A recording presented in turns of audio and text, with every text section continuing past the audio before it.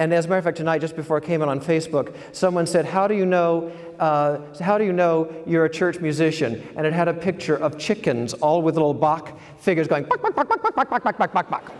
So I want to dispel some of that. Bach was actually a wonderful revolutionary, and that's why I'm actually chatting before I play, because you almost invariably go to a concert and people start playing Bach right away at the beginning of the concert. And it's kind of like, oh, let's get through this so we can get to the fun music. No, I want tonight, when I play this piece for you, I want you to be involved in it, look at it in the absolute fun, virtuosic way, because, you know, Bach himself, here was a man that long before there were Pirates of the Caribbean, he challenged a bassoonist to a sword fight, and that bassoonist was an oboist by the end of it. I mean, long before there was Occupy New York, he went to jail for a month over wanting a higher salary.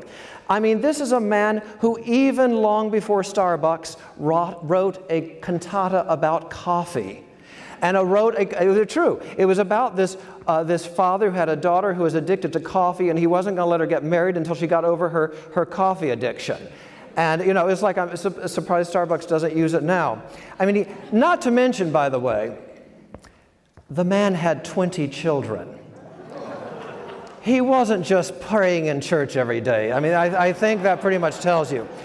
This is a man who was the precursor to jazz. This music you're about to hear is based on improvisation, it is based on drama, it is based on virtuosity.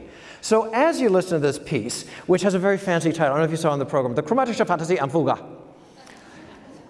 That's really what it is, the Chromatische Fantasie am Fuga. Now, break that down though. Chromatic.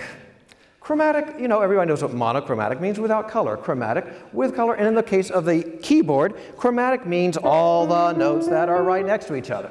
So he has made chromatic fantasy. Knowing a lot of the people in this audience tonight, you all know what a fantasy is, trust me, and I know better than most of you. I know some of you. So, that being said, and a fugue. A fugue means nothing more than everybody has sung Row, Row, Row Your Boat at least once in your life. Well, that's all a fugue is, except in this case by Bach, it's more like the Queen Mary and the Queen Elizabeth following each other around a lake.